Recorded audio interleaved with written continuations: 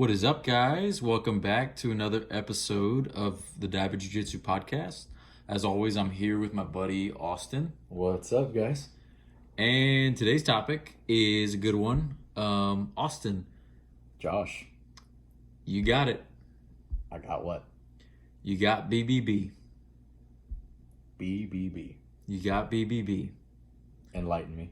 What is that, you might ask? Uh, BBB in jiu-jitsu, in the jiu-jitsu realm, is known as the Blue Belt Blues. Have you ever gotten Blue Belt Blues? I like to think I haven't.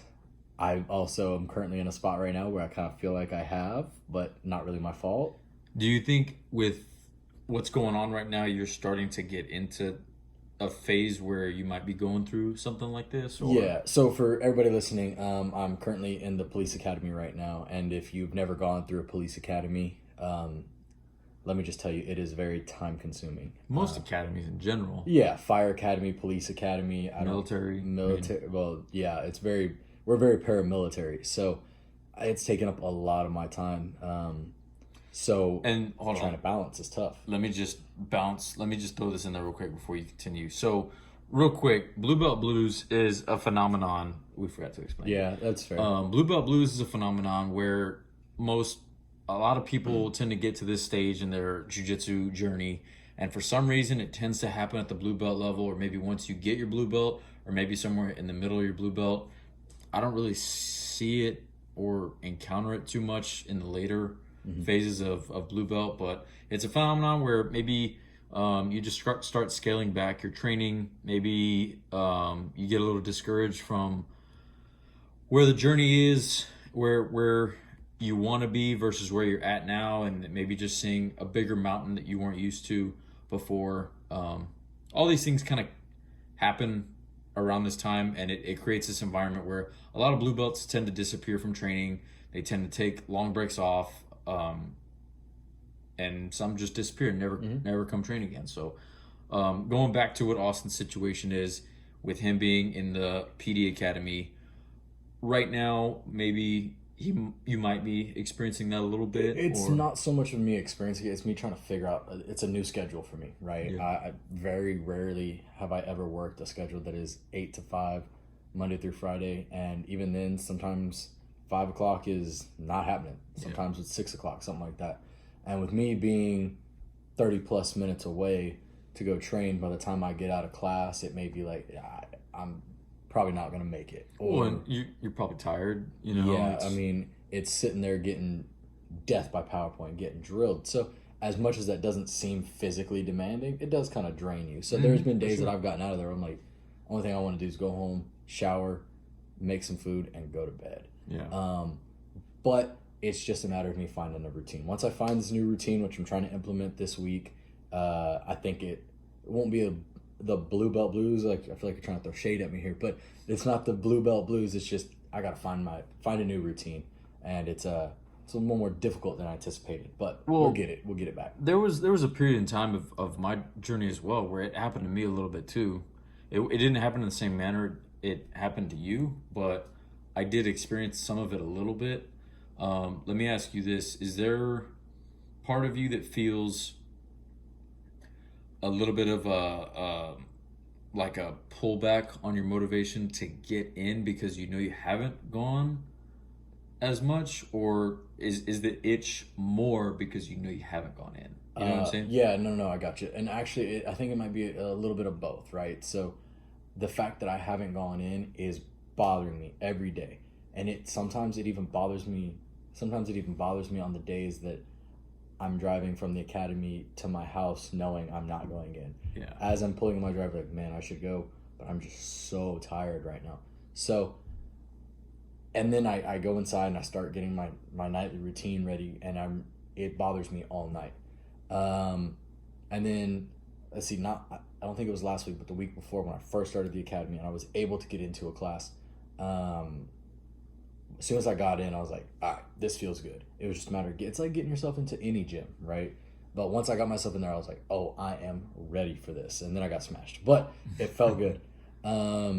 It's like taking time off of like lifting weights. Like, you miss it, but your body needs some rest. And sometimes whenever you take these long periods of breaks, you actually go in, your numbers jump up. Maybe you're rolling better. Maybe stuff's clicking because maybe you needed that time off. Yeah, and I think that I'm hoping that's what it'll be, right? I mean, I'll be in there tomorrow, so, and I'm forcing myself to go. There is no reason why I shouldn't be able to, so not yet at least.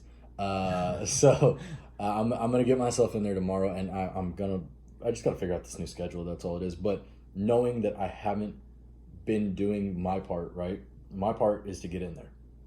Once I'm in there, I'm good. Knowing that I haven't been doing that little bit is bothering me a lot. Some people would argue though that you're probably still making it to more classes than most people. You're at a point in your journey where you're not new anymore. You're not about to get your blue belt. You're in the blue belt. You're in the mix. You're right there. And I don't know. I feel like at that point and this point, I mean, I feel like we go often enough.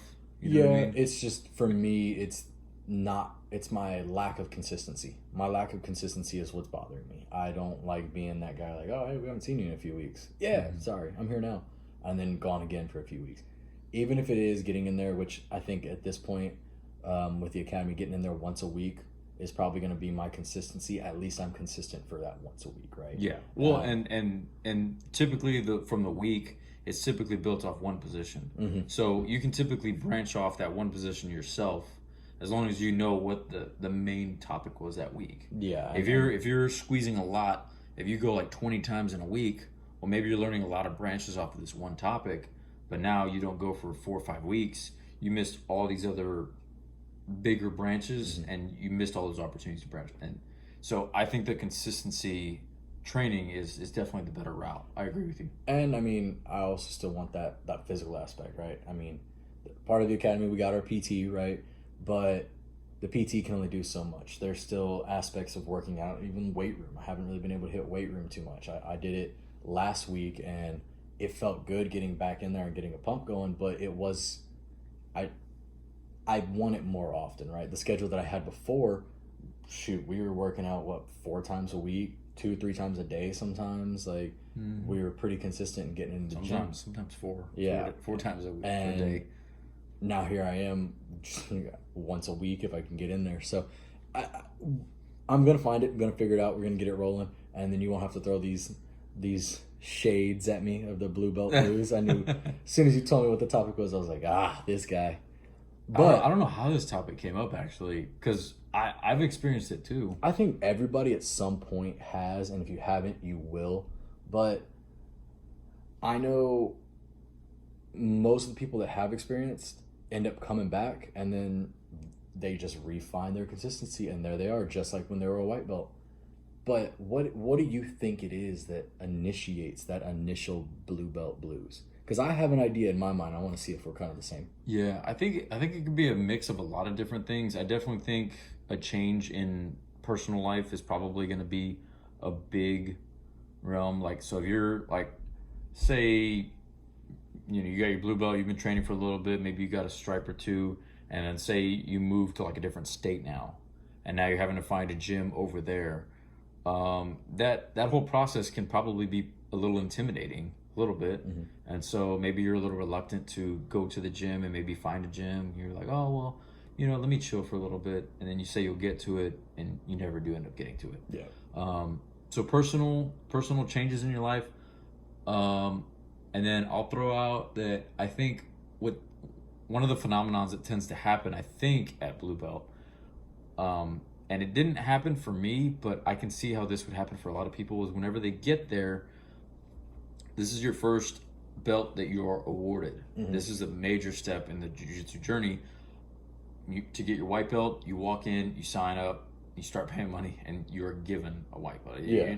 You didn't earn it. You bought it. You typically bought it.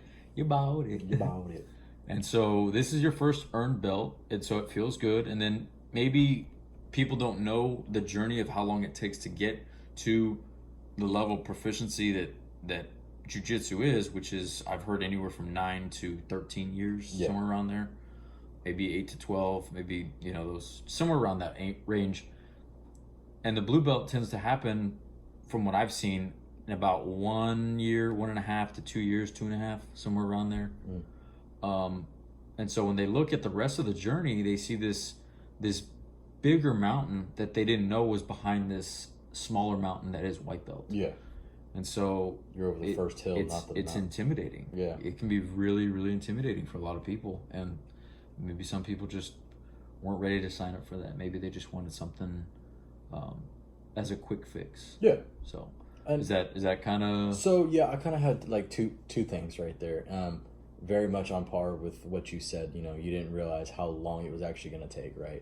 Everybody gets in and everybody's like, oh, I'm gonna be a black belt, and then you're in it for 1.5 years and realize like I haven't even hit my first belt yet, and then you finally get it and you're like, well, that took forever, and then everybody tells you you'll be at blue belt longer than you'll be at any belt, and you just realize it took you 1.5 years from your white belt to get to your blue. And there was so much adjusting from white to blue also. You realize that, man, are these other mountains as big as this one is? You know? And then they tell you like, hey, this one's gonna be even longer. So you're like, oh my god, this one's even bigger. And I think that right there was enough to kind of be someone like, okay, well, never mind. I didn't realize how long it's gonna take. I didn't realize how hard it was gonna be. Like, all right, maybe I'm just, I made it to my first one. I made it to my first goal, right? Everyone's first goal is a white belt. You don't walk in and your first goal is, I'm gonna be a black belt. Your first goal is, maybe let me get a strike first, or maybe let me blue not belt. get destroyed. Yeah, maybe let me make it. There's 2 rolls, 3 rolls, something like that, right? You have these little goals, and every one of them's achievable. So then you get your first strike, second strike, like, a blue belt's achievable, and then you get there and you realize, oh man, that took a long time to get there. So Well, and from the 2-year perspective of white to blue, if you look at it from that and you just count 2 years as just like a round number for each belt going forward, you're getting black belt at 10 years at that point. So from 2 years to 10 years, you still got to do that 4 more times to get to black belt. So that big hurdle, learning all of this, learning how to survive, learning how to move, learning to, move Yeah. and the right way and stuff. It's a big adjustment. yeah. So But also, I do agree with the life changing. That could happen at any point. That could happen as a white belt, blue belt, purple, brown, black. It doesn't matter. Something changes in life that you can't get in there. Like, hey, I just moved. I can't get into a new gym. I started a new job, and my job is working nights, and I don't get off in time for class or whatever it may be. Right? Everyone's gonna have. You just had a kid, and you can't figure out how to make it work for the first 1.5 years, 2 years, something like that. I mean, shoot, you can't even really put a kid into daycare until what, 6 months, something like that. So that right there is enough. Those are major life-changing things that, hey, it's hard to get in there. And I completely get it now that I've been introduced to my first big one. Well, and do you want to speak on, like, what about injuries? Like, what about injuries Yeah. would tear somebody away from maybe training a while and maybe not coming back Yeah. at this pivotal point? Oh, 100%. And I'm glad you'd mentioned that, because it kind of slipped my mind. I mean, that's the same with any sport, not just jiu-jitsu. I mean, think about some catastrophic injuries in football or baseball, something like that. You get something tweaked and you pop a tendon or you pop a ligament, something like that. First of all, you're already out right there for, heaven forbid this happens to anybody, and I knock on wood metaphorically, but an ACL or something like that, that's 6 months right there. You're done 6 months no matter what. And then you got to rehab it, and so now you're back, you're good to start moving again. That's always going to be in the back of your mind. That is an awful injury to have. And you don't want to re-aggravate it Exactly. either. So you don't want to come back sooner than you're maybe supposed to, but I think right there, an ACL injury, you're 8 months minimum, right? Yeah. That's just to get out and get comfortable on the mats. Well, and that's also a prevalent injury, not in like other sports, but jiu-jitsu as well. Like, there's a very real danger and threat of messing your ACL up, Exactly. or your MCL, or any tendon, really. And yeah. So you have to put that aspect out there, is injuries. I mean, that is not just the healing aspect, but to mentally get over that. Football players, I've heard football players talk about getting knocked out or getting major injuries in like high school, and then they never played again. Why? That injury sucked. I don't want that to happen again. And it is always going to be in the back of your mind. The toughest guy is always going to have an injury like, hey, this could cause an injury in the back of their mind. I'm assuming. I'm not one of those tough guys, so I can't speak on that. But So from these subtopics that we've talked about, how do you combat this going forward? How do you, if you know what's about to happen, or you feel yourself getting in this rut, or maybe you have been in this rut and you know you want to get out of it, how do you combat this stuff? How do you combat injuries, maybe personal life changes, and maybe just knowing that it's a lot bigger of a mountain you still have to keep climbing day in and day out. yeah, so I guess to speak on that whole lot bigger of a mountain thing, for anybody looking to get into jiu-jitsu, realize this is a marathon, not a sprint, and a very long marathon. Very long. So yeah, you may make it to your first hurdle, which is your stripe, or if you walk in and you're like, hey, let's make it to a blue belt. Some people do it faster than others, but just realize, like, it ain't about speed, it's about getting there. So just take it at your own pace. There is no time frame. It's like the people that get into college. I had a conversation with a friend of mine about this. She was in college, and her thing was, I have to graduate in 4 years. I have to graduate in 4 years. I have to. That is the only thing. Well, that's not the case, right? You can do it at your own pace. There's people that are on a 25-year plan, which I learned about that the other day. Mm-hmm. That would suck. But It'd be fun too. I don't know. I Maybe, don't know. maybe, depending. This is our frat bro. He's 49. He graduates in 2 years. I don't know about that, but so He graduates and retires in 2 years. the man's a real grinder. Tell him what's up, Chaz. I'm just picturing an old dude with a beer bong now. All right, but there isn't a time limit, right? You accomplish this at your own time. So don't get in there and be like, oh my God, this is going to take me forever. I'm never going to get there. Maybe I should just give up. Don't do that. Go in there. You're going to go in there and just realize, I'm ready for this journey. It's going to be a long one, but roll with the punches. I think to add on and piggyback to what you were saying, I also think maybe you need to step back and realize sometimes maybe you need to reevaluate your why of why you got into jiu-jitsu to begin with. Did you get in for a workout to be healthier? If that's the case, then longevity is definitely something that's going to keep you coming back. Mm-hmm. And you need to hold on to, because if this is something you enjoy and it's going to help you get those workouts and help you be healthy, it's going to have to be a part of your routine. Yeah. It's not something you can just drop off and just magically be healthy the rest of your life. No, absolutely. If your why is to be a black belt, understand, like, you have to go through these hurdles and these mountains for a reason. There's I forget the quote. There was a quote that said something like, the mats will never give you something you haven't earned. It was a quote like that. I like that. But basically saying, like, you got to put in your mat time. Nothing beats mat time. The more mat time you put, I know we talked about this on one of our other episodes, the better you're going to get. It's just putting more of that time and position in your pocket. Yeah. And you're going to pick up on those nuggets and get better. Absolutely, absolutely. I think, I couldn't have said it better myself. Well, let's see some of the other stuff we had said.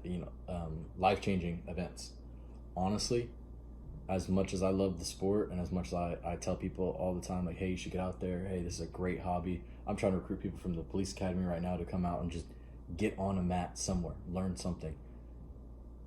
Family does come first, right? Yeah, Family for does sure. come first. Things happen in life.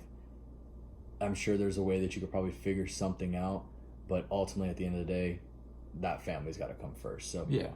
things will eventually find a way to work themselves out. They always do. You'll always find a way. And if it means you got to take a year off till the kiddo can get into daycare, or waiting Maybe you're reset another year from moving to another state or something like that. Exactly. Just understand that it's going to benefit you in the long run.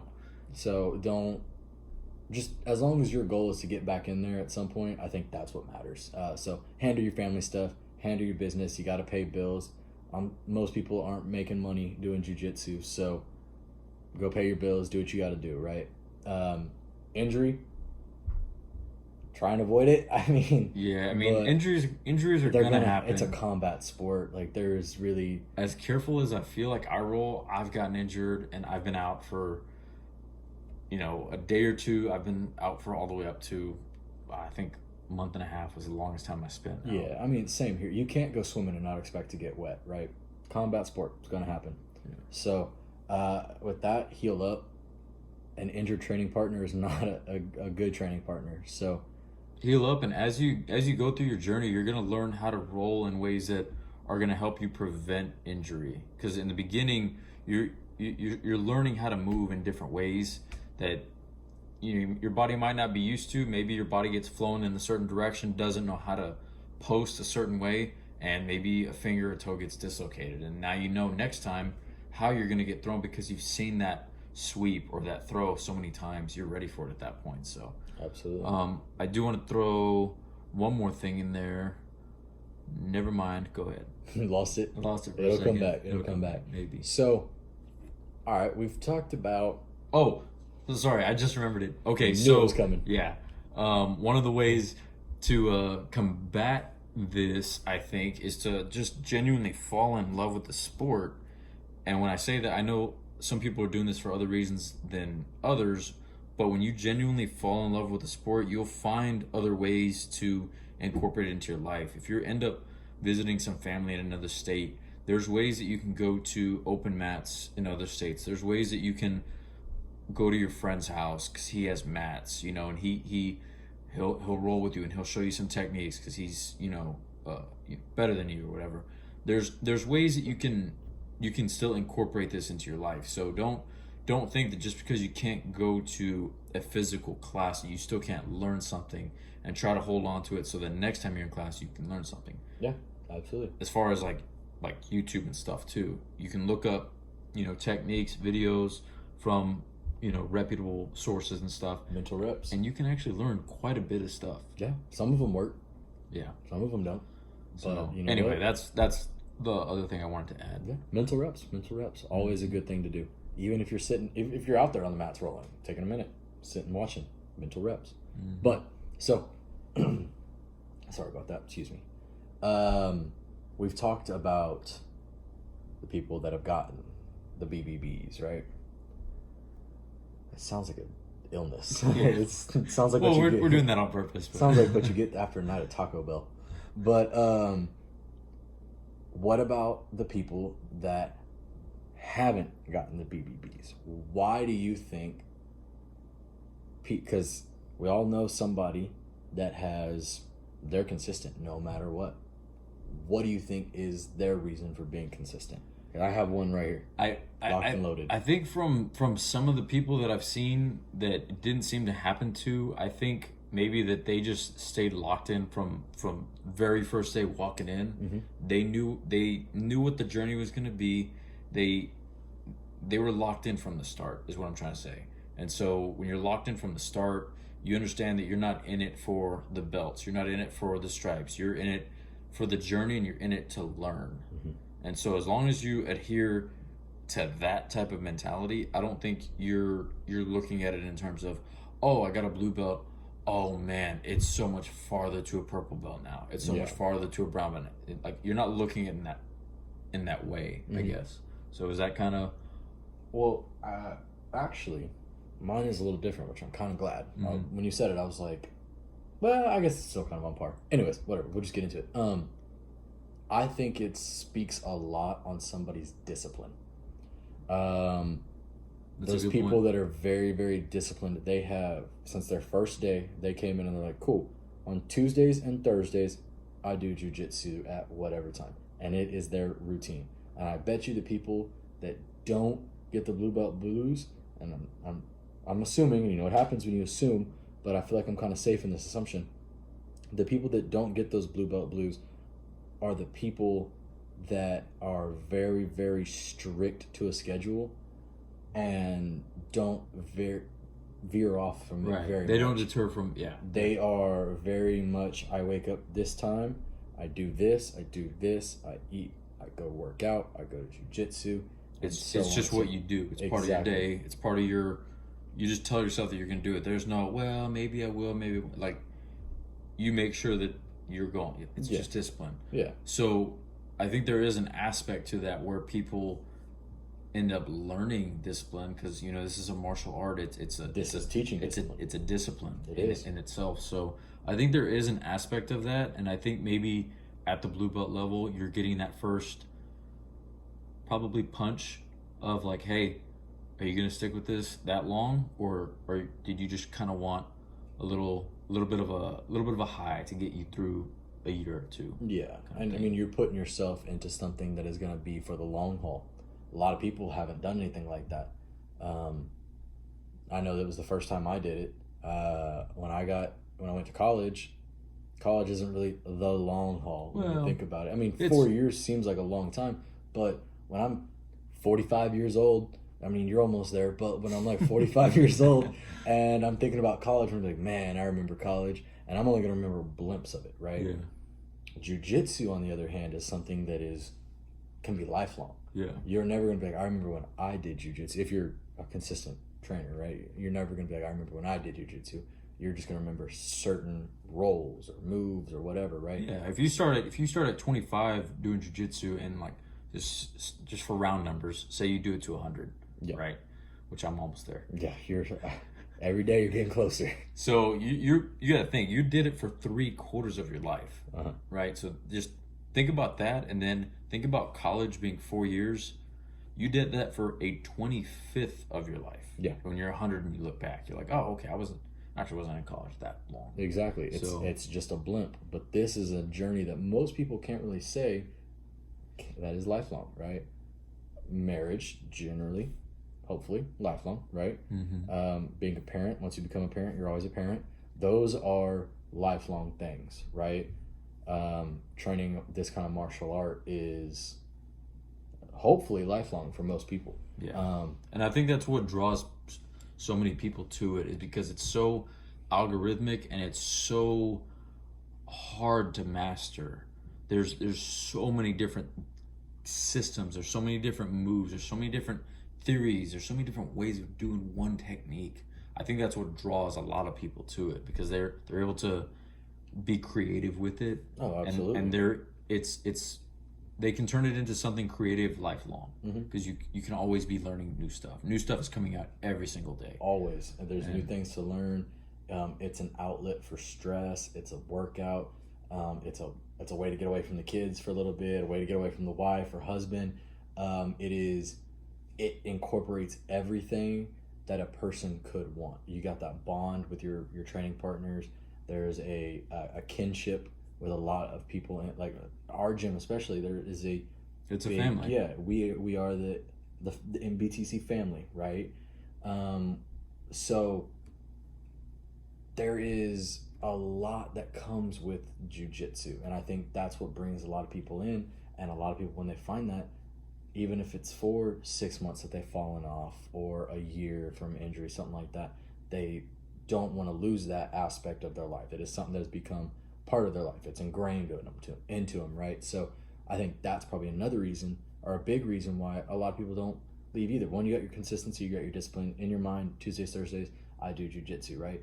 But it's also that with that consistency of Tuesday, Thursdays, I'm doing jiu-jitsu. That means Tuesday, Thursdays, I get to see my friends. That means Tuesday, Thursdays, I get to... I'm getting a workout. I'm getting a workout. I'm making myself healthier. I'm learning self-defense. I get an hour and a half away from the family. I get an hour and a half of me time. I get an hour and a half to go be creative and go do art or my hobby. You can also release some stress too. Exactly. Be I creative. get an hour and a half to go beat up on people. Yeah. And that right there, I think, like I said, it incorporates everything. I think that is what keeps a lot of people consistent. A lot of releasing of endorphins and stuff like that. So I think that's probably one of the bigger reasons why people don't get the BBBs and they don't eat Taco Bell the night before.